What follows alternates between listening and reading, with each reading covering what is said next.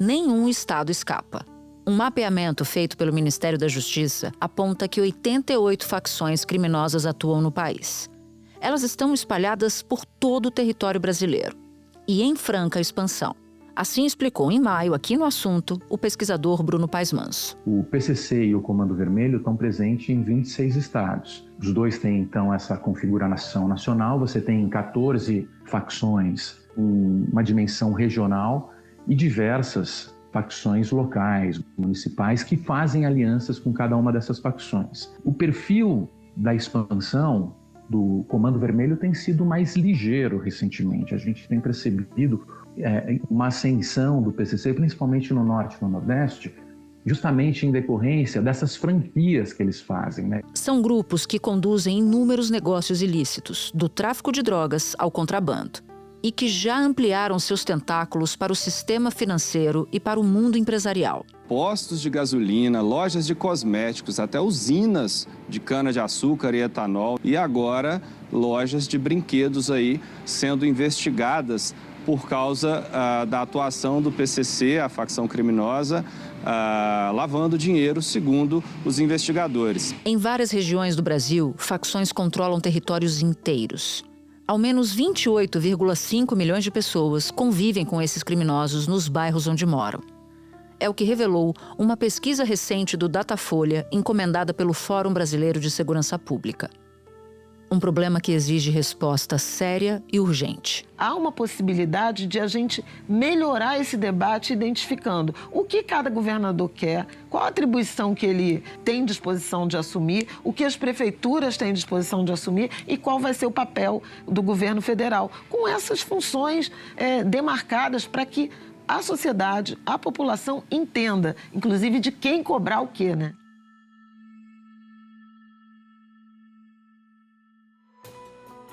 Da redação do G1, eu sou Natuzaneri e o assunto hoje é o caminho para combater o crime organizado. Neste episódio eu converso com Rafael Alcadipani, professor da FGV e membro do Fórum Brasileiro de Segurança Pública.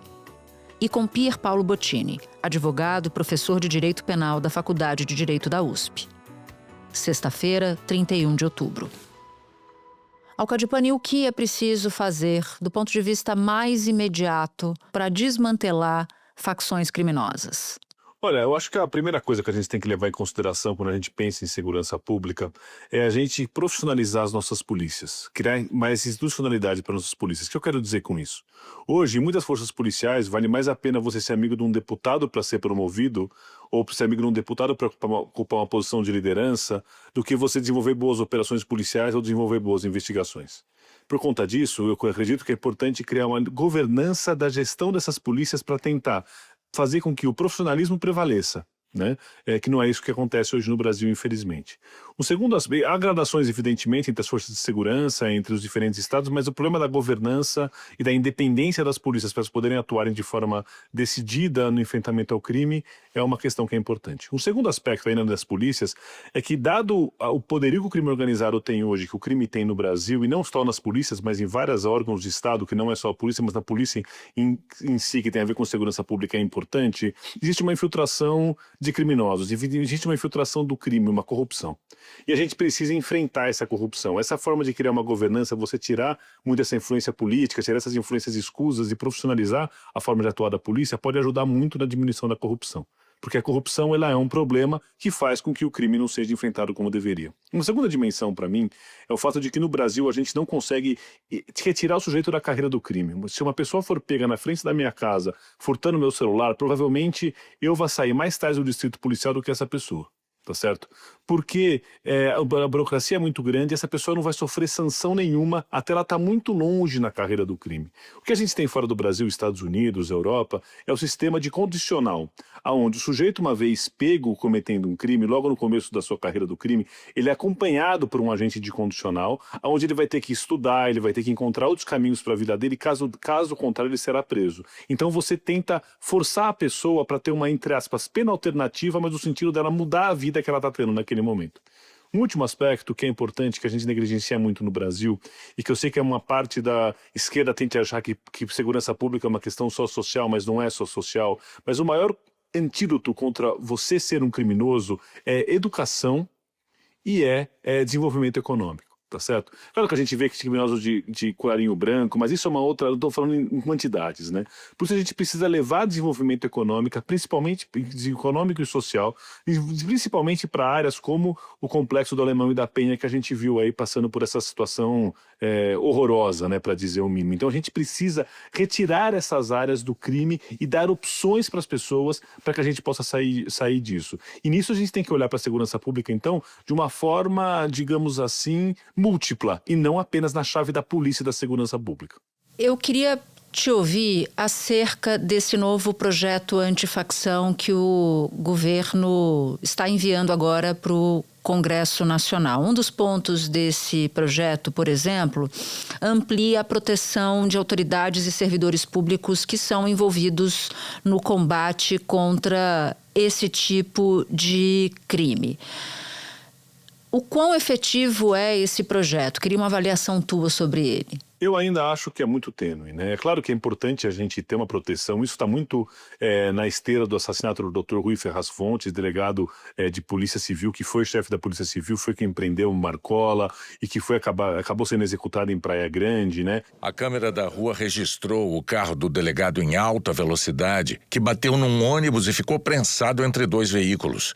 Os atiradores saíram de um carro preto armados com fuzis e se posicionaram de frente para o veículo da vítima para atirar. O delegado morreu no local. E o medo de figuras como o Dr. Lincoln, por exemplo, de se aposentar e perder a escolta. Então é importante, sim, que a gente crie as condições para que a pessoa seja protegida, digamos assim, após sair da sua função pública. Em São Paulo, foi desvendado um plano para assassinar um promotor de justiça e um diretor de presídio. A polícia afirma que a ordem para atacar os dois partiu do PCC.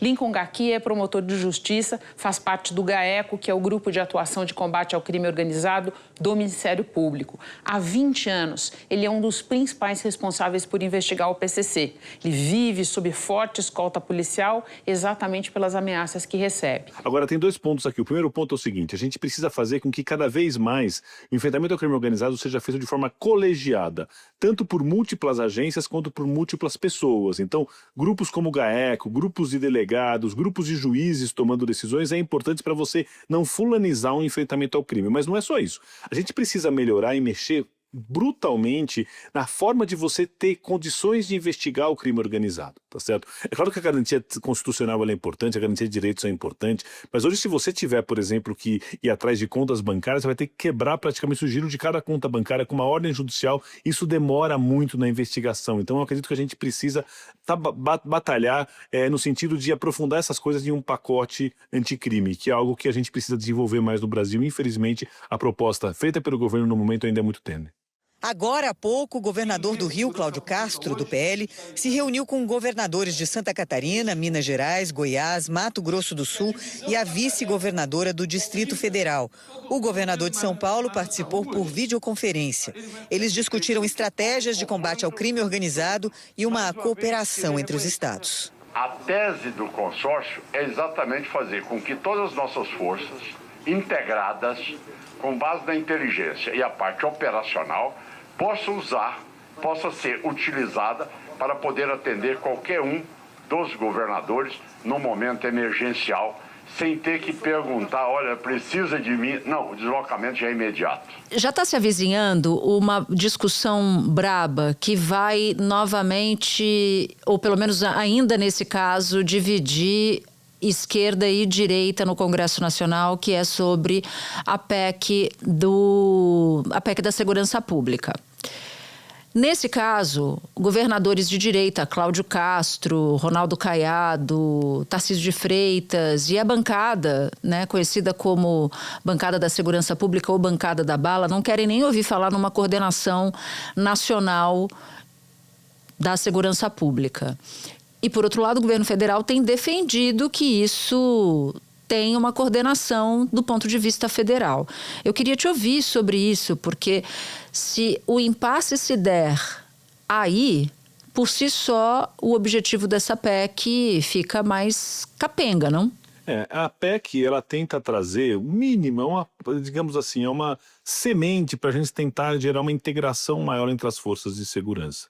O que eu acho que está difícil de entender, tanto para a oposição quanto para o governo, é que a gente só vai sair disso se a gente estiver remando em conjunto. Não adianta cada um remar para um lado, porque o barco vai continuar parado, como está há tantos anos no Brasil, há mais de 30 anos no Brasil, sem uma mudança efetiva na questão da segurança pública. Então a gente precisa ter um caminho que seja um caminho ditado pela racionalidade, ditado por aquilo que funciona. O governador do Rio, Cláudio Castro, e o ministro da Justiça, Ricardo Lewandowski, anunciaram a criação de um escritório emergencial de combate ao crime organizado.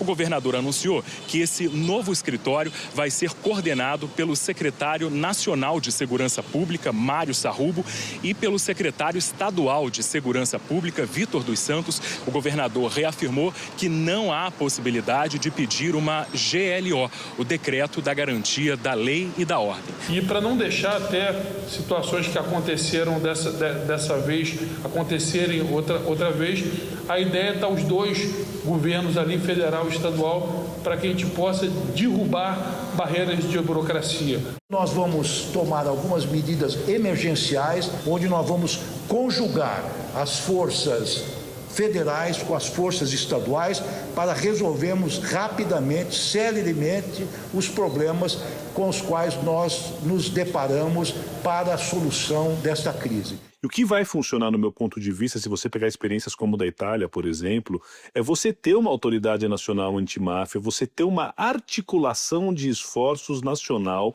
onde a gente possa trocar essas informações.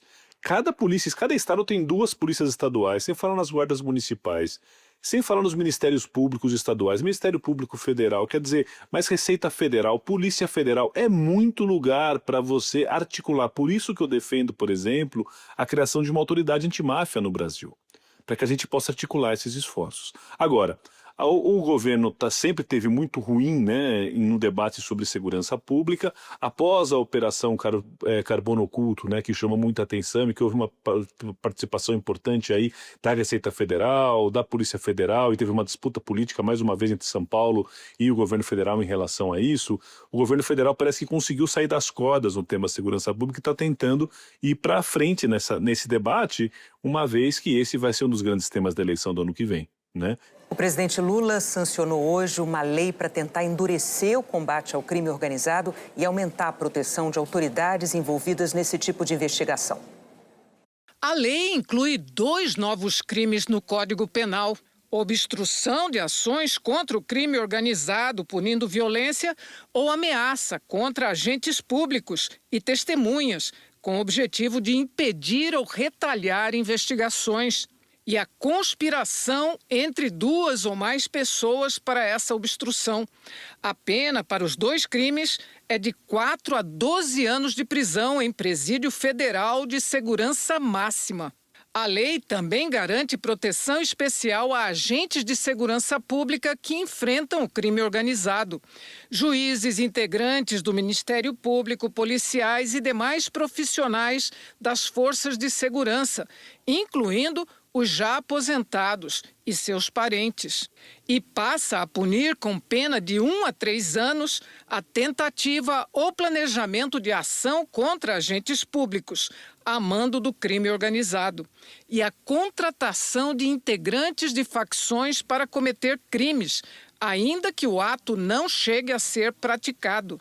Então aí o que eu vejo é que, infelizmente, esse momento é um momento muito infortuito para esse debate, porque eu não vejo nem governo nem oposição querendo sair do protagonismo. O problema é que o tempo vai passando, os corpos vão se avolumando literalmente, como a gente está vendo agora, e a gente vai perdendo chances históricas de fazer uma integração efetiva, sem, evidentemente, que o governo perca que os estados percam a sua autonomia. Isso não tem que acontecer, tem que acontecer de fato uma integração, e a gente não consiga enfrentar esse monstro que é o crime organizado no Brasil hoje.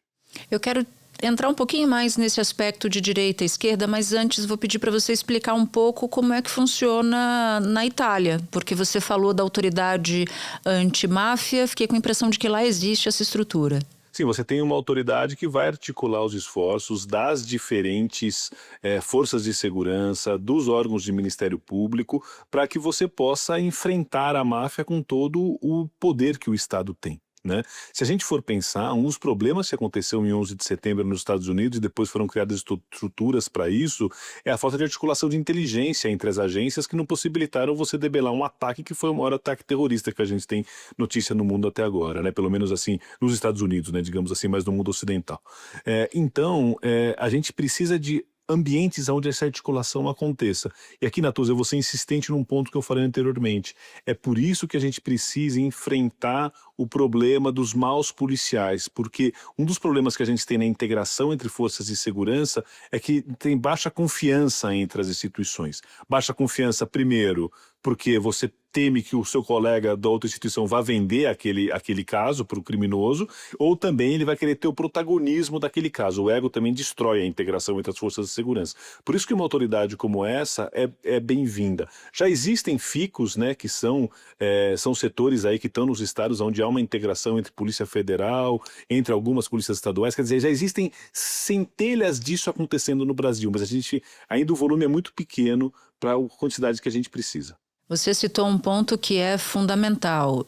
Tenho bastante fonte na Polícia Federal já há muito tempo e um dos pontos, dos entraves nesse compartilhamento de conhecimento, né, para combater o crime é justamente a desconfiança, sobretudo em relação a certos departamentos da Polícia do Rio de Janeiro, de que essa informação vaze, de que isso acabe indo parar na mão do crime. Não existe crime organizado sem anuência de agentes do Estado.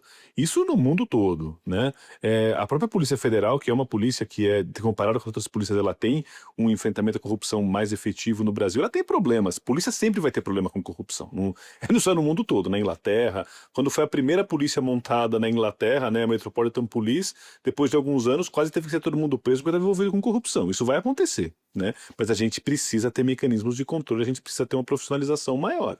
Então, assim, no ponto que o Brasil está, com o dinheiro que o crime tem, e se eles conseguem corromper juízes, se eles conseguem corromper deputados, imagino que eles não acabam fazendo com agentes de segurança. Então a gente precisa, de fato, ter um olhar muito importante para essa questão, porque assim, o bom policial ele fica frustrado quando ele vê isso acontecer. E essa questão do compartilhamento de informação, ele passa muito por isso, por essa dificuldade, muitas vezes, de confiança entre as estruturas. A direita defende um jeito de combater o crime, a esquerda defende outro jeito de combater o crime, e essas duas pontas não conversam e o problema está aí exposto. Como é que resolve, então? Esse é um problema grave, né? Porque a gente fica matizados as duas posições ideológicas, muito embora a polícia da Bahia e outras polícias de governos de esquerda no Nordeste mostrem que, na prática, o que é bandido bom é bandido morto, porque a truculência, a violência policial, ela não é uma exclusividade de governos de direita, né? É uma mudança muito mais de discurso do que de prática. E eu acho também que, assim, a gente fala muito de inteligência, mas há momentos sim que tem que fazer operação, há momentos sim que tem que botar viatura na rua, há momento sim que você vai haver confronto, porque polícia isso vai acontecer. Então a gente não pode deixar de esquecer que um lado do enfrentamento ao crime existe a força também, né? Então eu acho que o mais difícil, eu tenho um colega na polícia, um amigo na verdade, na polícia, que diz que é sempre o equilíbrio, Natuza. A questão é a gente conseguir encontrar o equilíbrio, né? Eu vi muita gente comentando que no caso do Rio de Janeiro, não, porque nossa, Carbono Oculto é um exemplo. Claro que é um exemplo, mas não existem áreas ocupadas em São Paulo como existe no Rio de Janeiro. São características diferentes, momentos diferentes e formas diferentes. Minha crítica lá é que, além de ser uma operação que é completamente inaceitável sob qualquer tipo de critério, onde morrem policiais e morrem tantas pessoas assim, é que não tem continuidade, é uma coisa que não tem estratégia nenhuma. Assim, são tiros a esmo sem estratégia. E esse é um dos problemas muito da política de segurança que a gente tem hoje. A gente vê em São Paulo, por exemplo, que houve um quase total alijamento da Polícia Civil durante essa gestão, né? Que é a polícia que vai conseguir fazer trabalhos de investigação. Embora a Polícia Militar de São Paulo seja competente, tem muita gente inteligente preparada, mas tem que integrar essas coisas, né? E no caso da esquerda, às vezes o discurso é um pouco pueril, e é um discurso que acima, não apenas pueril, né, Natuza? É um discurso que hoje as pessoas não aguentam mais, dado o desespero que está sendo colocado, né? Você entrar com um discurso que não é um discurso em que você tente enfrentar o problema, você vai ter dificuldades na hora que vai para a eleição, né? Por isso que eu defendo a bandeira do profissionalismo. O profissionalismo, eu acho que ele é um meio termo disso. Ele vai usar a força quando necessário for, vai usar a inteligência quando necessário for, vai usar sempre a força mediada pela inteligência, porque também fica muito ruim agora achar que você pensa em inteligência, você já é de esquerda. Tem que tomar tomar cuidado com esses discursos, né? Falta uma qualificação melhor do debate no Brasil, falta, e acima de tudo, viu, Natuza, que eu tenho visto, falta responsabilidade desses políticos. Nós estamos lidando com vida.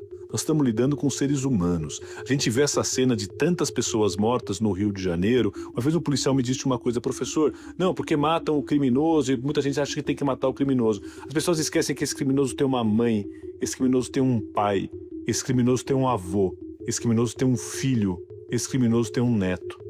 E essas pessoas não têm nada a ver com as opções de vida daquela outra pessoa. Então, assim, eu acho que esse é um aspecto importante, sem falar na desgraça, né? A tragédia da morte desses policiais, um jovem aí de 40 anos de idade, quer dizer... Outro que tinha acabado de entrar, ele tinha acabado de se formar. É só trabalhar com inteligência, é só trabalhar com profissionalismo, é só pensar no Brasil, pensar no futuro do Brasil e pensar como cidadão numa política de Estado de segurança pública. Não é difícil fazer, né, Natuza? É só deixar o interesse um pouco de lado, porque é possível. É possível construir um Brasil muito mais seguro do que existe hoje. Mas a gente precisa de liderança, de pessoas que tenham um bom senso na forma de atuar e não fiquem o tempo todo fazendo esse proselitismo de um lado e de outro. Pois é, eu não quero me despedir de você sem antes responder aqui para os nossos assuntos. Qual país pode nos servir de inspiração? País que via o crime organizado crescer ano após ano e que conseguiu minimamente achar um caminho para enfrentar. Resolver é impossível, a gente sabe. Até os Estados Unidos sofrem muito com o tráfico de drogas e também com cadeias do crime organizado. Mas que país poderia nos servir de inspiração? Eu sempre comento que o Japão, que é um dos países de maior desenvolvimento humano do mundo, tem uma máfia milenar que está ali colocada, que é Yakuza. Então a gente nunca vai derrotar o crime, mas a gente pode controlar.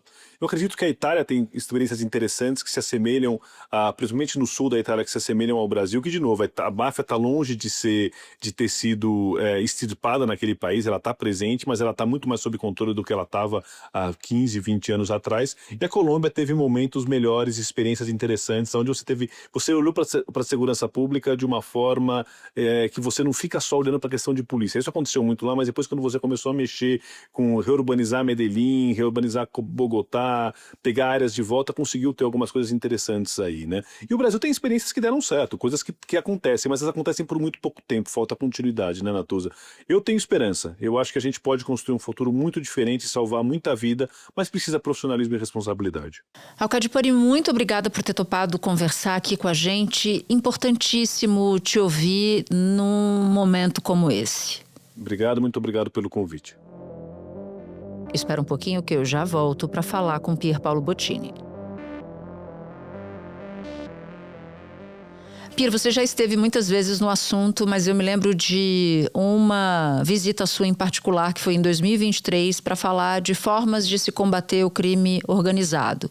E essa forma era investigando o crime de lavagem de dinheiro, fechando os ralos, seguindo o rastro do dinheiro sujo do crime. Queria que você retomasse essa ideia para a gente começar, a partir da tua resposta, a conversar sobre isso.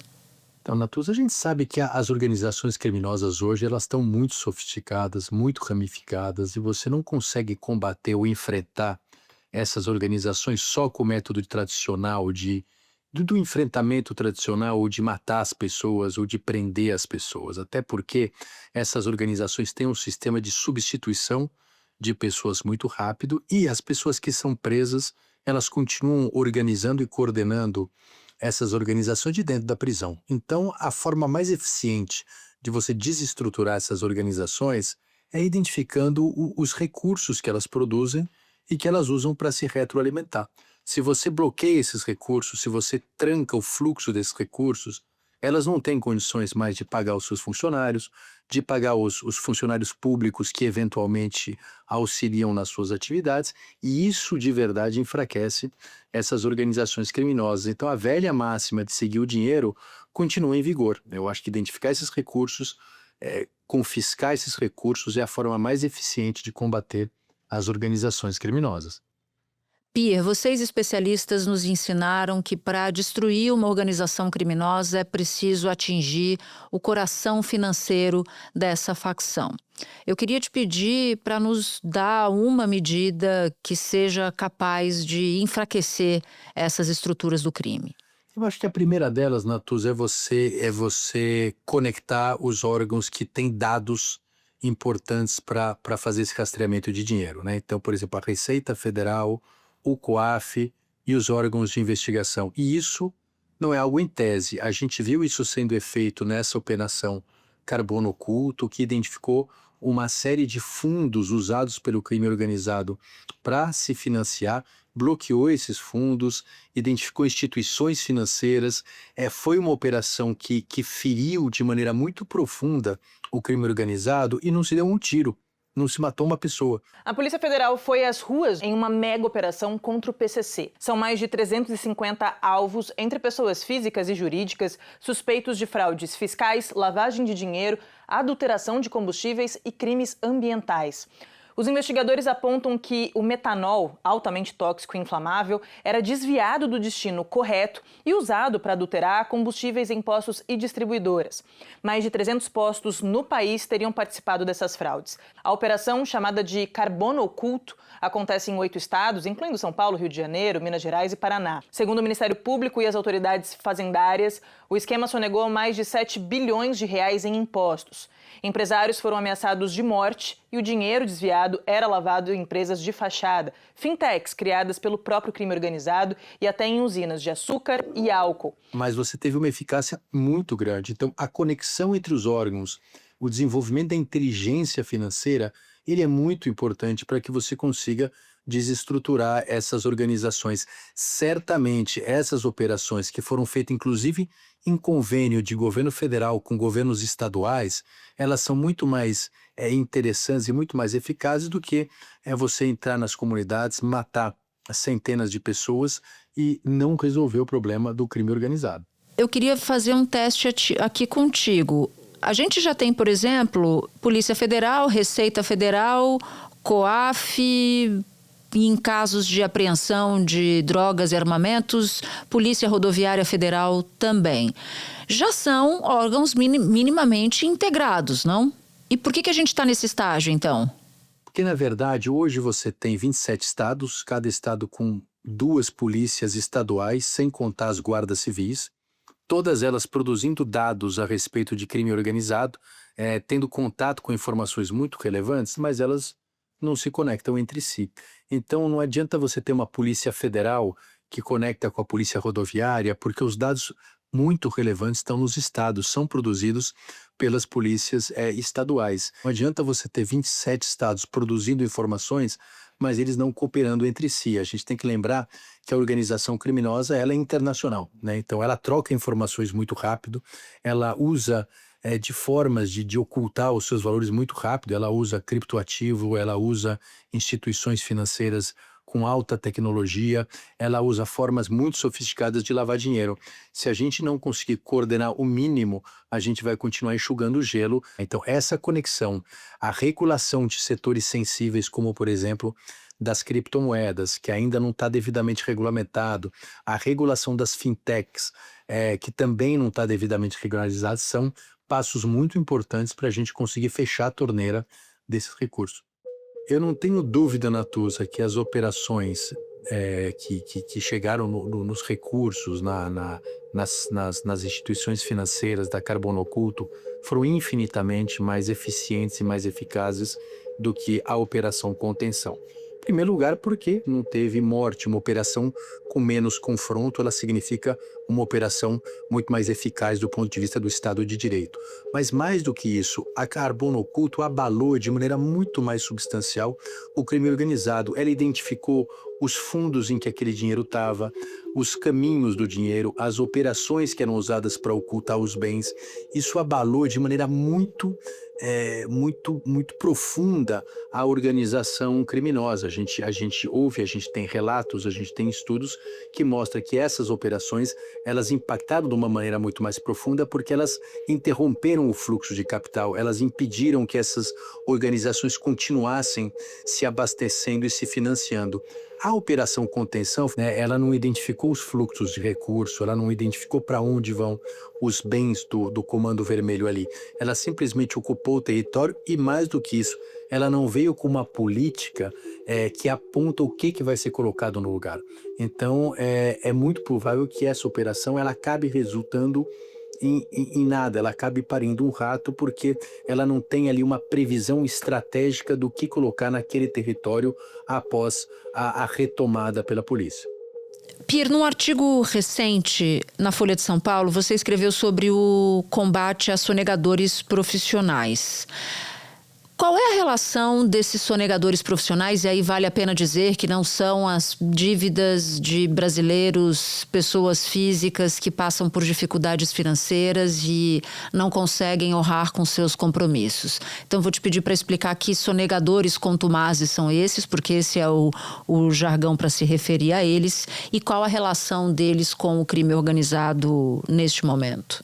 Então, Natuza, o Brasil é um país muito peculiar, né? Porque o Brasil ele tem uma legislação que, de certa forma, protege a sonegação fiscal. E eu não estou falando aqui da pequena sonegação fiscal, daquela pessoa, aquele pequeno empresário que teve uma dificuldade no seu comércio, uma crise econômica e não conseguiu pagar os seus impostos em dia. Eu estou falando de pessoas que fazem da sonegação o seu meio de vida. São pessoas que estruturam empresas, estruturam atividades econômicas todas sobre a sonegação fiscal. Então, enquanto todos os empresários pagam os seus impostos, essas pessoas fazem da sonegação um meio de vida. Esse tipo de atitude e de atividade, ela tem uma relação muito estreita com o crime organizado, porque essa atividade permite um acúmulo de capital ilícito e esse capital muitas vezes é usado para financiar as atividades dessas organizações criminosas. Mas mais do que isso, e o que é impressionante no Brasil, é que essas pessoas que claramente, declaradamente são sonegadores contumazes e habituais, eles podem participar de licitações públicas, eles podem participar de concessões públicas, eles muitas vezes prestam serviços em prefeituras, em estados, sem nenhum tipo de incômodo e mais do que isso, quando essas pessoas são processadas criminalmente, elas podem esperar até o fim do processo, até a condenação definitiva, até o trânsito em julgado, para então depois elas pagarem o seu débito fiscal e com isso elas não sofrem pena nenhuma, elas têm a sua punibilidade extinta, que é algo que não acontece em nenhum outro crime patrimonial e um tipo de benefício que não existe em nenhum outro país do mundo. Então, é muito importante que a gente enfrente essa situação. Existe um projeto de lei no Congresso Nacional que prevê um tratamento mais duro para esses devedores contumazes, que, aliás, eles não são muito grandes, são cerca de 1.200 pessoas físicas e jurídicas com débitos que representam 200 bilhões de reais. Então, é um número muito estrito de pessoas que causam um prejuízo muito grande e esse prejuízo, parte dele, é usado sim para financiar essas organizações criminosas. Então, muitas vezes, mais do que o tiro, mais do que a operação ostensiva, você passar um projeto de lei desse pode cortar de maneira significativa o financiamento do crime organizado. Então, é uma medida mais do que necessária e que, estranhamente, não caminha nas instâncias políticas. Da última vez que você veio para falar desse assunto, que foi em 2023, você falou do COAF, né, que é o órgão federal que diz se há uma movimentação financeira suspeita. Você viu alguma mudança em termos de estrutura, ampliação da capacidade de atuação do COAF de lá para cá? Então, Natuza, eu acho que quando a gente olha para o governo federal, algumas coisas precisam ser feitas para a gente melhorar esse combate à lavagem de dinheiro. Um é aprimorar o COAF, não melhorou, né? Na verdade, eu até disse para vocês da outra vez que tinha cerca de 80 funcionários no COAF, mas os funcionários mesmo que analisam as atividades suspeitas de lavagem de dinheiro são 9. Então, a situação do COAF é uma situação complexa. Agora, o novo presidente do COAF é uma pessoa muito séria, muito competente, que está fazendo parcerias com outros órgãos para tentar reverter essa situação. Esperamos que ele consiga dar passos nesse caminho. Mas, fora isso, é muito importante que o Banco Central regulamente os criptoativos e regulamente a prevenção à lavagem de dinheiro nas fintechs, para que a gente tenha uma estrutura de prevenção à ocultação de capitais mais robustas. Hoje, uma boa parte dessa lavagem é feita através desses instrumentos e é muito importante, então, que os órgãos de controle regulamentem, definem quais são as obrigações das empresas que atuam nessas áreas para evitar que elas sejam usadas pelo crime organizado para mandar dinheiro para fora do país ou para financiar as próprias organizações criminosas no Brasil. E qual é o status disso? O Banco Central dá algum prazo para essa regulamentação? O Banco Central já submeteu a consulta pública, em especial a de criptoativos, e, ao que tudo indica, ainda nesse ano ele apresentaria essa regulamentação. Esperamos que ele o faça, porque realmente é um setor que precisa dessa regulamentação. É importante que o COAF tenha informações sobre as empresas que trabalham no campo de criptoativos. Então, esse era um passo muito importante de ser dado. Pierre, muito obrigada por ter topado conversar com a gente mais uma vez sobre esse assunto. Bom trabalho para você. Imagina. Obrigado, estou à disposição. Se você ouviu o episódio até aqui, eu vou te fazer um convite. Baixar o aplicativo do G1 no seu celular. Por lá, você pode ouvir o assunto, claro, e pode também acompanhar todas as notícias do dia em tempo real e de graça. Este foi o Assunto, podcast diário disponível no G1, no YouTube ou na sua plataforma de áudio preferida. Comigo na equipe do Assunto estão Mônica Mariotti, Amanda Polato, Sara Rezende, Luiz Felipe Silva, Thiago Kazuroski e Carlos Catelan. Eu sou Natuzaneri, fico por aqui. Até o próximo assunto.